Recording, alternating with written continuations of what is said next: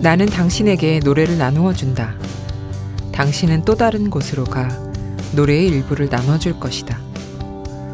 목도한 슬픔을 당신의 몸에 기입하며 당신의 호흡대로 춤추며 다시 사랑하며 그렇게 우리는 비로소 우리 자신이 되었다가 마침내 우리가 아닌 것들로 흩어진다. 죽음 이후에는 정말로 영혼만 남게 될까? 그때도 서로를 사랑할 수 있을까? 서로를 비춰볼 몸이 없어도 모든 계절을 춤으로 시작할 수 있을까? 목정원 작가의 산문, 모국어는 차라리 침묵의 한 부분을 읽어드렸습니다. 사뿐 춤을 추듯 오늘도 문장의 소리 시작해보겠습니다. 안녕하세요. 여기는 문학라디오 문장의 소리입니다.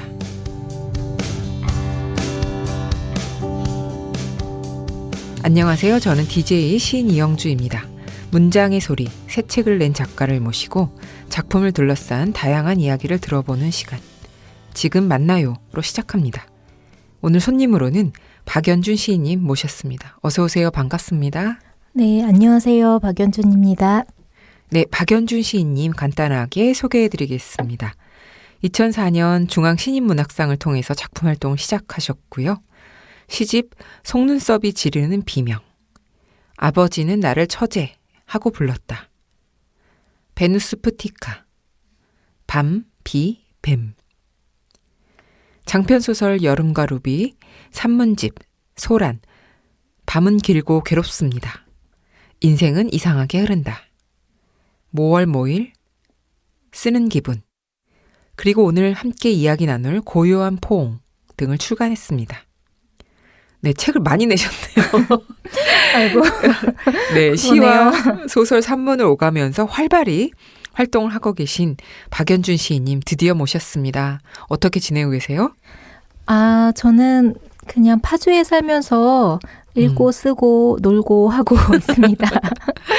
네, 문장의 소리에 여러 차례 출연하셨었는데 그동안 또 뭐 청취도 좀 하셨을까요? 오랜만에 스튜디오 오시니까 어떠세요? 네, 저는 줄곧 청취를 해왔었고요. 네. 이영주 시인을 제 언니라고 사석에선 부르지만 이영주 시인님 그 목소리가 너무 좋은 거예요. 네, 감사합니다. 그래서 깜짝 놀랐어요. 제가 얘기할 때보다 네. 또 귀로만 들을 땐 다른 이미지가 있더라고요. 맞습니다. 네. 네, 저도 깜짝 놀랐습니다. 너무 잘 나오죠. 네, 이게 마이크 보이스라고 해서 마이크라는 기계를 통해서 나오는 게 좀 다르게 나오는 사람들이 있대요. 아니, 아나운서 같더라고요, 정말. 아니, 그렇진 않고 그게 바로 제가 아닌가.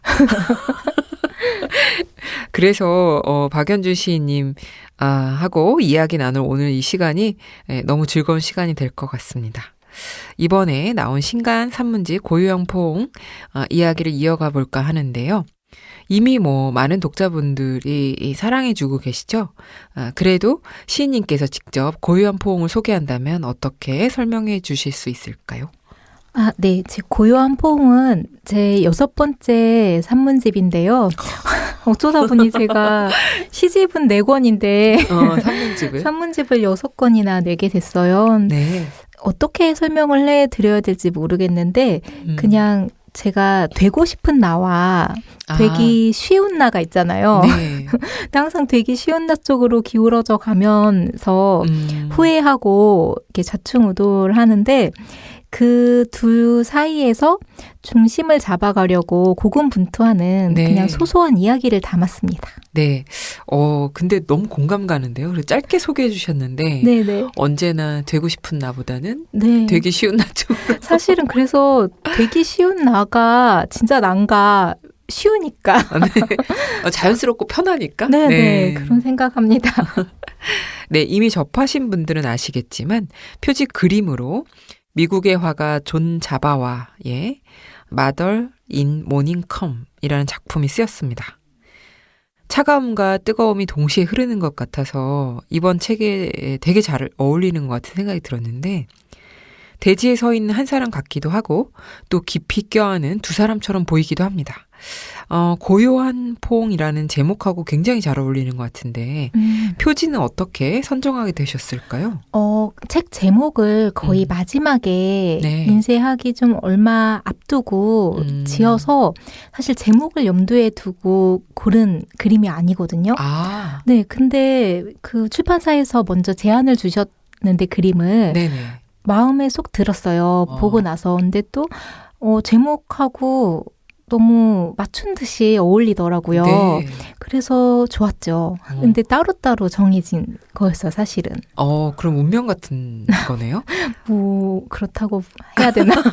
정리를 너무- 그렇게 할까요? 너무 과한가요?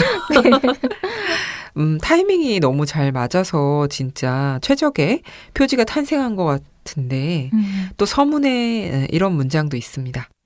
이제 나는 열정적 포개짐보다 고요한 포옹이 좋다.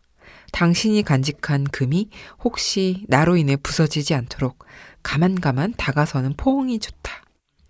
네, 이런 문장이 있는데 이번 책에는 수많은 금이 있고 금간 영혼을 수선하느라 골똘히 애쓴 시간에 관한 이야기라는 설명도 있습니다. 금이 간 영혼. 이게 왠지 상처가 먼저 떠오르기도 하지만 또 책을 읽다 보면 꼭 상처라고만 할 수 없는 다른 세계에도 있습니다. 그래서 금간 영혼에 대해서 시인님이 직접 조금 설명해 주시면 좋을 것 같아요. 금간 영혼. 이 금을 제가 언제부터 생각했는지 모르겠는데 그냥 문득문득 다 금투성인 것 같은 거예요. 그래서 몸도 여기저기 막 디스크 금이고 마음에도 금투성이고 네. 어느 날은 자꾸 물건들이 금이 가는데 네. 되게 좋아하는 찻잔이 빈티지 찻잔이 금이 갔는데 네.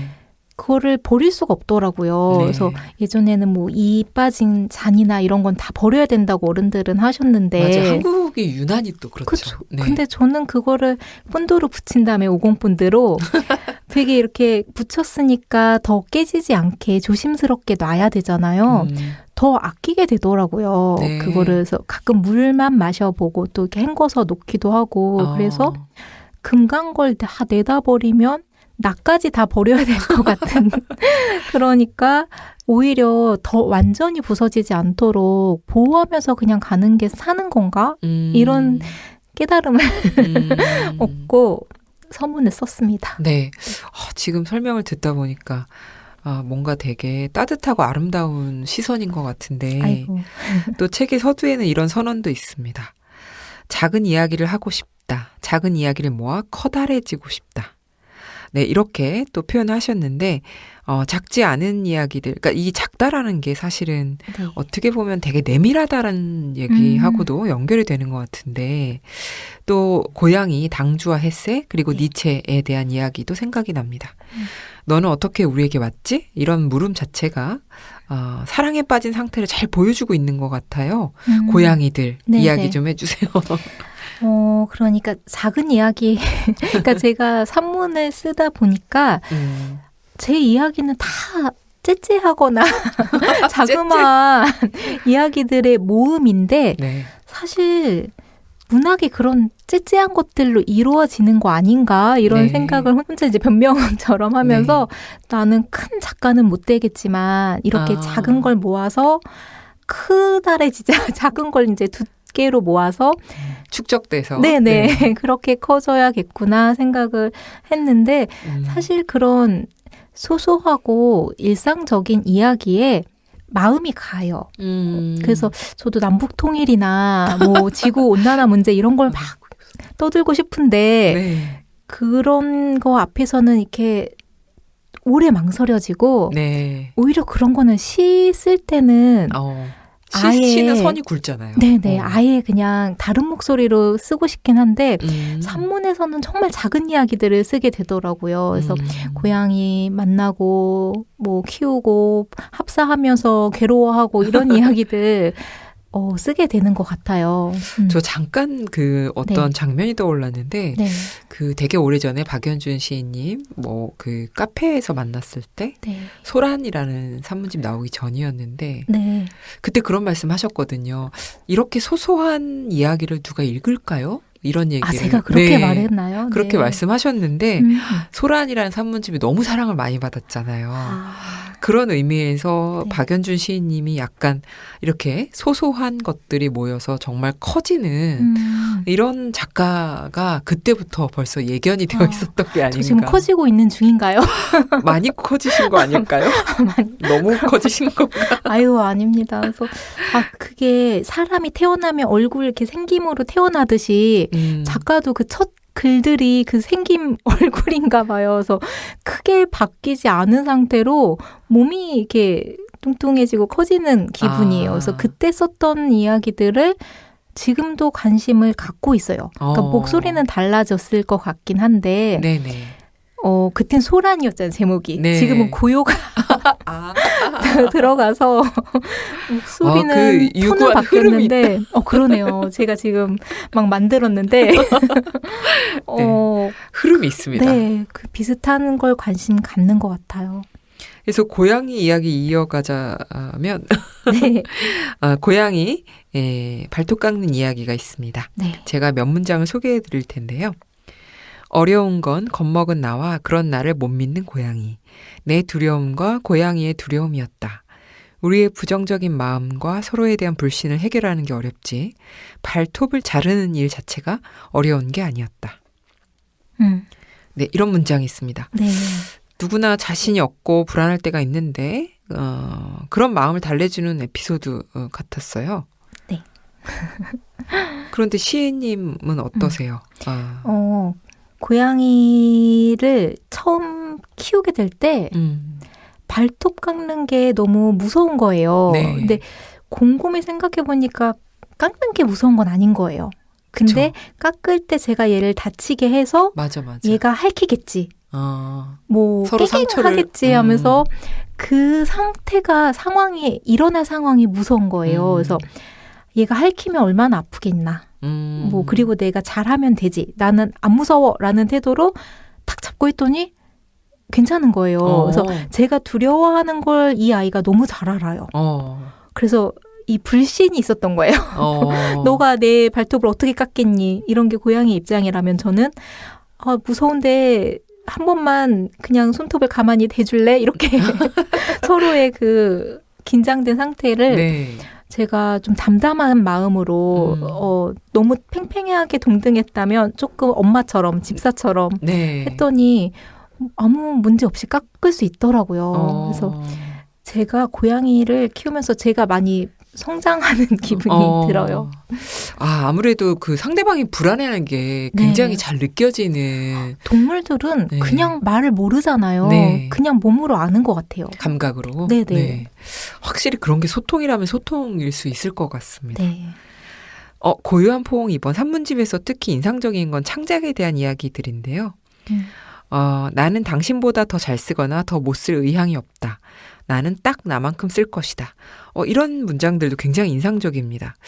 또 우리가 약속 같기도 하고 선언 같기도 한 이런 문장들 통해서 보면 늘 비교하는 마음에서 오는 어려움 같은 게 또 있잖아요. 그래서 자기만의 창작을 하는 청취자분들, 문장의 소리 청취자분들은 이렇게 숨어서 창작하시는 분들도 많으실 것 같은데 네. 조금 더 소개해 주세요. 네. 사실 작가들도 숨어서 창작을 하잖아요. 맞아요.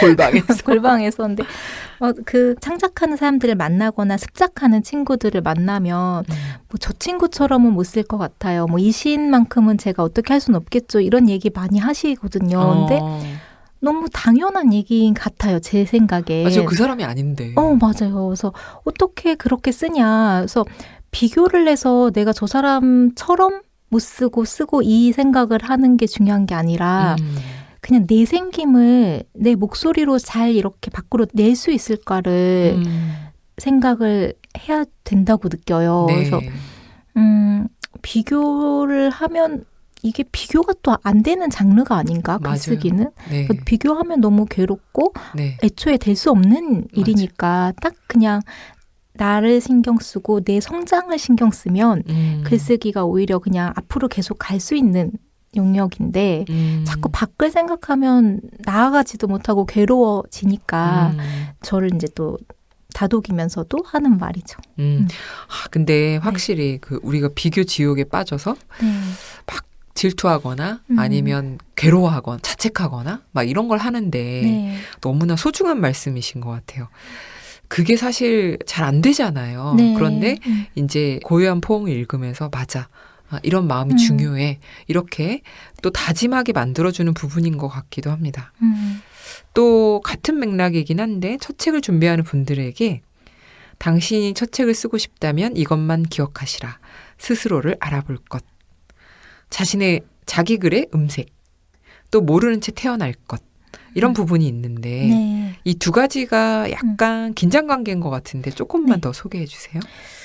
그러니까 사람들은 자꾸 시를 써야 되는데 기성 시인들의 시집을 계속 한 100권, 200권, 300권 읽고 자기 목소리를 찾는 거에는 오히려 소홀하는 경우가 있더라고요. 그래서 근데 내가 나를 알아봐줘야 소리가 나올 수 있는 거니까 네. 그걸 좀 중요시 여기면 좋겠다. 그리고 그 과정에서 계속 다른 시인들의 말들은 이렇게 감탄하면서 영향을 조금씩 받으면 좋은 거고 네. 정말 중요한 거는 자기 소리를 자기가 알아채고 내보내는 거 같거든요. 그리고 네. 모르는 채 태어나라는 건 너무 뭔가 나 시인이 돼야 되는데 이걸로 맞아. 계속 그 등단을 할 수 있을까? 이걸 계속 생각하면 시가 시험 보는 것처럼 맞아요. 입시가 싫어지잖아요. 되죠. 네. 너무 의무적인 게 되고 일이 되니까 그거를 자꾸 모르고 그냥 쓰는 게 좋아서 써야 되게 시가 좋잖아요. 우리도 막 청탁 받았는데 이거를 또 사람들이 너무 못 썼다고 하면 어떡하지? 이렇게 생각하면 안 써지잖아요. 도망가고 싶고. 그래서 맞아요. 그걸 좀 아예 벗어나서 모르는 채로 무언가를 만드는 게 되게 좋은 일 같아요. 네. 너무 중요한 두 가지 포인트를 너무 잘 찝어주신 것 같은데 창작에 대한 이야기는 2021년에 출간된 쓰는 기분 에도 많이 들어가 있습니다. 한 번쯤은 누군가와 나누고 싶었던 창작에 대해서 밤새 이야기를 듣는 것 같아서 좋았는데 이번 고요한 포옹에서도 누군가와 한 번쯤은 나누고 싶었던 이야기가 있습니다. 그중 하나가 SNS였는데 네. 순기능도 있는데 피로함 혹은 유용함 이런 사이로 오가는 것 같아요. 그래서 SNS에 보여도 될 것만 올린다. 네. 이런 시인님의 이야기가 있는데 네네. 이게 SNS가 진짜 양날의 검이라서. 네네, 맞아요. 그래서 제가 그걸 프로필에 썼던 적이 있었어요. 잠시. 근데 또 나중에 그냥 지워버렸는데 왜 그랬냐면 어떤 분이 독자분들도 그렇고 심지어 시인 친구들도 너무 좋겠다는 거예요. 그 삶이. 그래서 아는 사람들이 왜 저러나 뭐가 좋아요. 뭐가 좋아 지금 힘든데 먹고 사는 거 다 힘들지 이런 생각이 들면서 이 SNS는 되게 좋아 보이나 보다. 근데 내가 보여도 되는 것만 올리니까 좋아 보이지. 맞아요. 뭐 부부싸움한 걸 올리거나 막 글쓰기 너무 힘들다 이런 거 잘 안 올리잖아요. 맞아요. 올리면 꼴배기 싫고. 그래서 그냥 오해다. 보여도 되는 것만 올리는 거다. 이렇게 얘기를 했던 건데 사실 SNS가 너무 피로해서 계속 제가 이거를 그만둘 타이밍을 보고 있어요. 네. 근데 책을 내면 출판사에서 홍보를 계속 같이 해달라고 부탁하시는 경우 많잖아요. 맞아요. 또 그것 때문에. 네네. 그래서 당연히 또 책은 팔아야 되는 거니까 저도 같이 하는데 또 그러다 보면 SNS를 놓지를 못하고 맞아요. 그래서 그게 항상 고민되는데 그 걱정은 항상 해요. 이게 사는 삶이 아니라 보는 삶 같아요. 다 남이 뭐 여행 가는 거, 먹는 거 이런 걸 다 보다 보면 저도 그대로 그걸 따라서 먹게 되고 어딜 가봐야지 싶고 그래서 이게 무슨 삶이지? 라는 생각이 계속 들어요. 네. 고민이에요. 지금 이 얘기하는데 밖에서 고개를 너무 심하게 끄덕여서 그렇군요. 이게 다 비슷한 고민할 것 같아요. 근데. 그럼요. 네. 또 저처럼 SNS 안 하시잖아요. 그렇죠? 저요? 네. 근데 네. 예전에 할 때는 또 네. 매체에 어울리지 않는 이야기 올려가지고 그런가요? 욕도 많이 먹었어요. 예를 들어 인스타에는 네, 되게 세련되고 귀엽고 예쁜 거 올려야 되는데 그렇죠. 막 고양이 올릴 때가 제일 좋아요. 그래서 불만 이런 거 쓰고 사람들이 그런 건 트위터에 쓰라고. 맞아요. 매체 속성도 모르니? 맞아요. 그러니까 그런 것들도 되게 어려운 부분인 것 같아요. 그래도 어쨌든 시인님 SNS를 통해서 시인님을 되게 반가워하는 분들도 있을 것 같아요. 독자 리뷰 같은 것들도 좀 찾아보셨나요, 혹시? 아, 그럼요. 독자 리뷰 항상 해시태그 박연주 고유한 포옹 검색해서 보는데 좋은 말씀 해주시는 분들도 있고, 네, 얼마 전에 그 인터뷰 책방 온라인 서점에서 네. 조금 제가 그러니까 그 말씀의 취지는 온건해졌다는 말씀이세요. 그래서 제가 고개를 끄덕이지 않을 수가 없어요. 그분은 이제 저의 옛날 글들을 같이 보신 분이라 네. 제가 약간 역사책의 온건파가 된 것 같은 강경파 강경파의 시설이 있었으나 어떻게 인간이 계속 그렇게 살면 너무 힘들잖아요. 맞아요. 그래서 여러 가지가 변하고 제가 좀 두리뭉실해지고 살도 찌고 이제 고요해지고 싶은 시간으로 이렇게 수렴된 거니까 네네. 또 앞으로 근데 어떻게 변할지 모르겠는데 네. 작가는 근데 계속 변하는 것 같아요. 맞습니다. 네. 그런 글들 보면 제가 고개 끄덕이기도 하고 해요. 근데 끝까지 뭐 처음부터 네. 끝까지 똑같다면 약간 그건 이데올로기 비슷한 게 오히려 될 수도 있을 네. 것 같아서 네네. 그냥 유동적이고 변화에 그 네. 받아들일 수 있는 그런 작가들이 훨씬 더 열린 작가가 아닌가 이런 생각이 좀 듭니다. 네. 그 시인님 평소에 어떻게 지내시는지 다들 궁금해하실 것 같아요. 약간 워너비 느낌이 있으시잖아요. 왜 그렇죠? 진짜 정말. 너무 귀여우셔서 그런가? 퉁퉁 부어 있는데 아니 아침에 근데 작업할 때 혹시 도움받는 아이템이나 네. 뭐 음식 혹은 음악 뭐 이런 것들이 있으실까요? 사실 그런 게 저는 있으면 좋겠어요. 그게 의지하면 좋으니까. 근데 그런 게 정말 없고 저에게 가장 동력이 되는 건 말하고 싶은 마음인 것 같아요. 그게 안 생기면 마감이 앞에 있는데도 어려워요. 그래서 뭔가 쓰고 싶은 마음, 하고 싶은 마음, 뭔가 이렇게 능동성, 말하고 싶은 능동성을 가지면 그게 저의 글쓰기 최고 동력이거든요. 근데 그게 없을 때 약간 무기력해지거나 다운되거나 네. 그럴 때 좀 힘들어요. 네. 그래서 그 마음이 계속 있으면 좋겠어요. 작업할 때 도움받는 아이템은 말하고 싶은 마음. 네네네. 네, 너무 진짜 신박한 대답이셨는데 그 마음은 어디서 사야 되죠? 아니 못 사죠. 이거. 네. 아무래도 그런 것들이 공감이 되는데 뭐냐면 시인님도 확실히 작업하는 게 쓰는 것이 힘들고 쓰기 싫을 때도 있구나. 그럴 땐 어떻게 견뎌내실까? 네. 뭐 이런 것들도 궁금합니다. 네, 그게 진짜 견디는 게 맞는 것 같아요. 그리고 두려울 때가 있어요. 내가 이거를, 그러니까 저는 3분 작업을 많이 했으니까 네. 이거는 시하고는 좀 다른데 가령 뭐 소설도 제가 그 연재를 1년 동안 했었거든요. 네, 장편 여름가루비? 연재. 네네네. 그 악스트라는 잡지에서. 네네. 근데 못할 것 같을 때가 있어요. 어. 근데 예전엔 그게 너무 두려우니까 피하고 싶고 못한다고 해야 되나? 어떻게 할 수 있을까? 이걸 고민을 했는데 지금은 네. 아예 그 생각을 안 하고 네. 어차피 마감은 네가 할 거야. 어. 그거를 그냥 계속 그렇게 못할 것 같은 상황에서 했었던 축적된 저의 전력을 믿으려고 해요. 항상 너무 할 수 있어 이런 마음으로 다 된 건 아니거든요. 근데 안 될 것 같은데 어려울 것 같은데 계속 이렇게 하면서 했으니까 이번에도 똑같은 거야. 넌 또 두려운 거고 할 수 있어. 이렇게 저를 설득하고 저는 만약에 글이 잘 안 되면 그냥 노트에다 기분이 너무 안 좋고 글쓰기가 안 되는 거를 쓰다가 거기로 넘어갈 때가 있어요. 그래서 막히면 노트로 가는 게 좋은 것 같아요. 그게 약간 무대가 아니라는 생각이 들면 조금 마음이 풀어지는데 컴퓨터는 너무 무대 같아서 그런 것 같아요. 그래서 이제 뭐 이렇게 낙서하듯이 이렇게 조금 릴렉스하는 과정 중에 또 다른 게 탄생할 수 있다. 너무 좋은 꿀팁인 것 같습니다. 근데 박연주 시인님도 그런 두려움이 있군요. 아이고 엄청난 두려움이 많죠. 네. 이게 청취자분들이 왠지 박연주 시인님도 두려움이 있다라는 말이 위로가 될 것 같아요. 그럼요.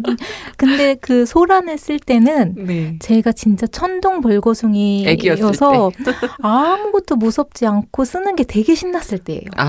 매일매일 막 뭔가 말해야겠다. 읽어줄 사람도 없겠지. 그냥 혼자서 막 그랬던 시절인데 그 시절은 지나갔습니다. 맞아요. 아, 진짜 세월은 흐릅니다. 네. 네, 그러면 지금 만나요의 내가 가장 사랑하는 문장들 코너로 들어가 보도록 하겠습니다. 시인님께서 직접 골라오신 문장을 시인님의 목소리로 낭독해 주시는 시간입니다. 어떤 작품을 들려주실 건가요? 오에 겐자부로의 그 에세이집 모음에 있어요. 말의 정의라는 네. 책입니다. 네, 박연준 시인님의 목소리로 들어보겠습니다. 이번에도 보행훈련을 하다가 저는 머릿속에 산만한 생각에 사로잡혀 있었습니다. 그 사이 굴러다니는 돌에 발이 걸린 히카리는 그만 꽈당 하고 넘어지고 말았습니다. 간질로 인한 발작이 아니라 의식이 분명했으므로 히카리는 오히려 자신이 놀라 어찌할 바를 모르는 것 같았습니다. 자신의 실수를 자책이라도 하는 모양이었습니다. 제가 할 수 있는 일은 저보다 훨씬 무거운 히카리의 상체를 안아 올려 산책로의 목재까지 간 다음 머리를 다치지 않았는지 살펴보는 정도입니다. 그러느라 저희 두 사람이 꼼지락거리는 모습은 필시 미덥지 않게 보였을 것입니다. 자전거를 타고 온 나이 지긋한 부인이 뛰어내리더니 괜찮아요? 하고 말을 걸면서 히카리의 어깨에 손을 댔습니다. 히카리가 가장 바라지 않는 일은 낯선 사람이 자기 몸을 건드리는 것과 개가 자기를 보고 짖는 것입니다. 이럴 때 저는 자신이 애부수수한 노인이라는 것을 알지만 우리를 그대로 내버려 두어달라고 강력하게 말합니다. 그 사람이 화가 난 채 가버린 후 저는 일정한 거리를 두고 역시나 자전거를 세우고 저희 쪽을 가만히 쳐다보고 있는 고등학생으로 보이는 소녀를 봤습니다. 그녀는 호주머니에서 휴대전화를 내보였습니다. 그것을 꺼내는 것이 아니라 잠깐 저에게 보이기만 하고는 주의 깊게 이쪽을 지켜보고 있었습니다. 잠시 후 히카리가 일어나고 제가 그 옆에서 걸으며 돌아보자 소녀는 살짝 고개를 숙여 인사하고는 가뿐히 자전거를 타고 떠났습니다. 저에게 전해진 메시지는 내가 여기서 당신들을 지켜보고 있다. 구급차나 가족에게 연락할 필요가 있으면 휴대전화로 협조하겠다. 하는 것이었습니다. 저희가 걷기 시작하는 것을 보고 떠난 그 소녀의 미소 띤 인사를 잊지 못합니다. 제2차 세계대전이 끝나갈 쯤 항독 전선에 참여했다 죽은 프랑스 철학자 시몬 베유의 말에 저는 끌렸습니다. 불행한 인간에 대해 깊은 주의를 갖고 무슨 힘든 일이라도 있습니까? 하고 물어보는 힘을 가졌는가의 여부에 인간다움의 자격이 달려있다는 말입니다. 게다가 불행한 인간에 대한 호기심만 왕성한 사회에서 저는 주의 깊고 절도 있는 그 소녀의 행동에서 생활에 배어있는 새로운 인간다움을 찾아낸 것 같았습니다. 호기심은 누구에게나 있습니다만 주의 깊은 눈이 그것을 순화하는 것입니다. 네, 잘 들었습니다. 이 문장을 낭독해 주신 이유가 있으실까요? 제가 얼마 전에 서점의 동네 책방에 가서 이 책을 샀어요. 말의 정의라는 책이 있는지를 몰랐거든요. 네. 근데 이게 2006년부터 2012년간에 오에겐자부로가 신문에 한 달에 한 번 연재한 칼럼이래요.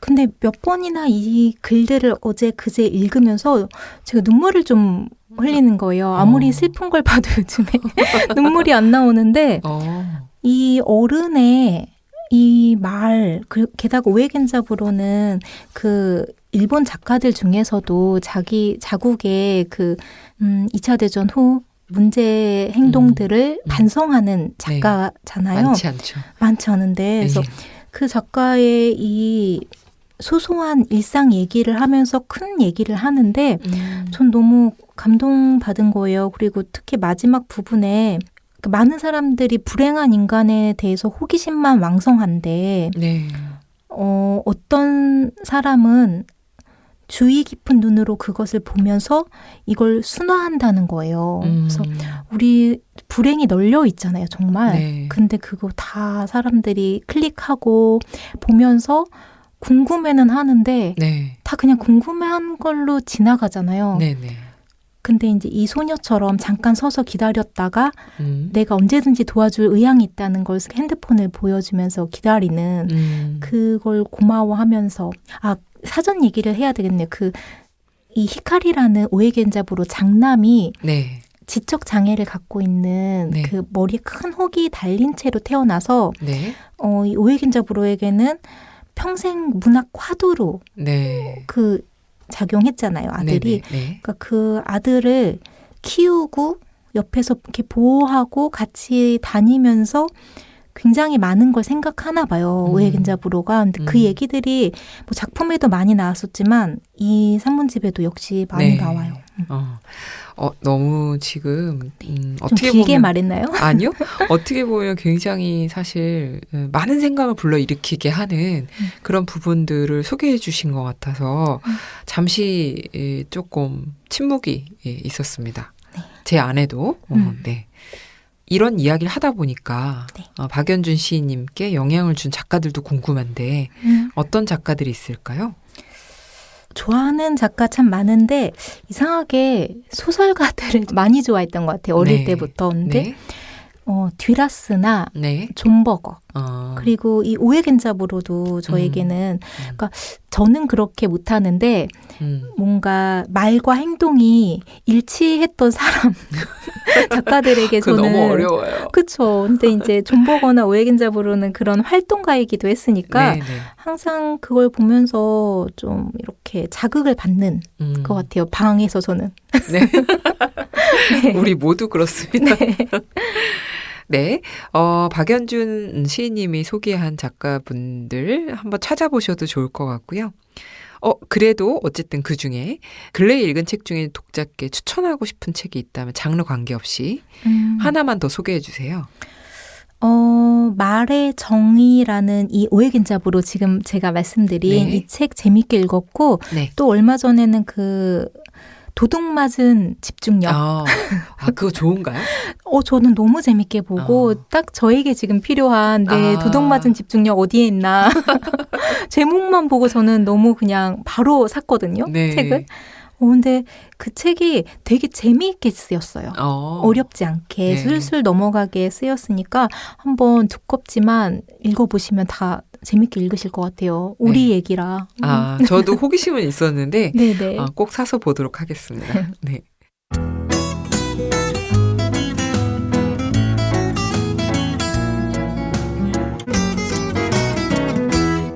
그럼 계속해서 지금 만나요의 마지막 코너 바로 마이 페이보릿으로 넘어가 보도록 하겠습니다. 작가들이 최근 꽂힌 음악, 감동받은 영화부터 새로 발견한 맛집까지 요즘 푹 빠져있는 것에 대해 독자분들과 함께 이야기 나눠보는 코너 속 코너입니다. 박연준 시인님, 요즘 빠져있는 것은 무엇일까요? 빠져있다고 하면 전 고양이 같아요. 고양이는 네, 어쩔 수 없죠. 어쩔 수 없이 지금 2마리 고양이를 키우면서 네. 지나치다라는 말을 너무 지나치게 들으며 고양이 그만 좀 집착해라는 말을 들으며 고양이를 키우고 있고 네. 다른 거는 깊게 빠지지 않은 것 같습니다. 네. 사실 고양이가 압도적이긴 해요. 네. 저도 뭐 키운 적은 없지만 네. 고양이 그냥 보기만 해도 너무 아름다우니까 확실히. 키우시면 또 진짜 집착하게 되실 거예요. 전 두렵네요. 네, 맞아요. 시인님 산문집에서 행복에 대한 이야기도 나옵니다. 지금 행복하지 않은 사람이 어느 날 갑자기 행복할 가능성은 없다. 행복은 체험이다. 이런 문장도 있는데요. 이런 행복은 나다움하고 연결이 되어 있는 것 같습니다. 시인님을 행복의 경험으로 채우는 것들이 있다면 어떤 것들이 있을까요? 내가 너무 행복해라고 생각한 적이 많지 않은데 지나고 나면 그때 행복했었네 라는 생각을 항상 하거든요. 네. 그 행복이 현재 느끼기 정말 어려운 것 같아요. 모르는 것 같아요. 맞아요. 모를 수 있어요. 행복한지 불행은 너무 알겠는데 그래서 지나가면 오히려 아는데 저는 약간 시간이 너무 없으면 네. 불행해요. 아, 너무 바쁘고 너무 일이 많고 이러면 그래서 항상 이렇게 시간을 확보하려고 굉장히 곤두서 있거든요. 네. 좀 아무것도 안 할 시간 네. 그런 것들이 중요해서 네. 그때 행복하지 않나. 아무것도 생각. 안 할 수 있는 시간이. 네, 왜냐하면 아무것도 안 할 수 있는 시간에 뭘 해도 괜찮잖아요. 맞아요. 제가 하고 싶은. 맞아요. 그래서 의무감에서 좀 벗어나는 시간들이 좋은 것 같아요. 그럼에도 불구하고 앞으로 어떤 작업을 하실 건지. 앞으로 작업은 네. 해야 되는데 네. 일단 내년 초에 시집을 제가 너무 안 냈기 때문에 드디어. 네, 네. 모으고 있어서 시를 지금 많이 정리를 하고 새로 또 쓰기도 해서 네. 내년 초에는 5번째 시집을 선보여 드리고 싶고 네. 그리고 저는 산문집은 또 소소히 계속 쓰겠지만 소설도 계속 쓸 생각이에요. 아, 네. 좋은 생각이세요. 네. 네. 사실 외국에는 시와 소설 동시에 작업하는 작가들도 많은데 네, 한국은 너무 이게 구분이 딱 되어 있어서 맞아요. 그게 좀 답답한데 최근에 뭐 박연주 시인님을 비롯한 많은 시인분들이 또 소설 작업을 하셔서 네, 네. 저는 좋은 것 같습니다. 언제나처럼 또 저희도 다음 작품을 기대하고 있겠습니다. 네. 지금까지 고요한 포옹의 박연주 시인님 모시고 이야기 나눴는데요. 오늘 함께 해주신 소감 어떠셨어요? 시간이 너무 빨리 흘러가는 것처럼 느낄 정도로 재미있었어요. 네, 그래서 여기 되게 아늑한 분위기에서 네. 말할 수 있어서 즐거웠습니다. 네. 아쉽지만 정말 끝으로 청취자 여러분께 끝인사 하고 싶은 말 부탁드립니다. 네, 여러분, 제가 아무것도 안 하는 시간을 좋아하지만, 그래도 그 시간 안에 뭔가를 소소히 계속 쓰고 있으니, 잘 지켜봐 주시고, 어느 날 제가 갑자기 인스타그램이나 SNS에서 뜸해져도, 잘 디톡스 하나보다 생각해 주시길 바랍니다. 감사합니다. 네. 박연주 시인님 보내드리고요. 1부는 여기서 마무리하도록 하겠습니다.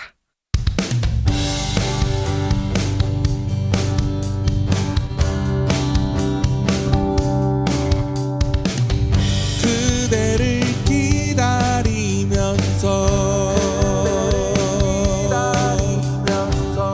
작은 수첩을 꺼내어 한 문장 한 문장마다 그대 이름을 감췄죠.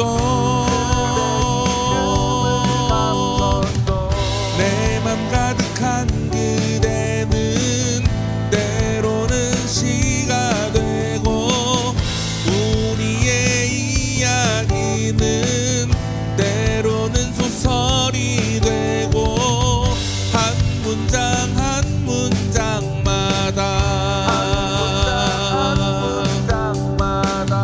벅찬 내 맘을 담았죠. 저만치 걸어오는 그대가 보이네요. 소중한 나의 사람 그대여 어서 와요. 문장의 소리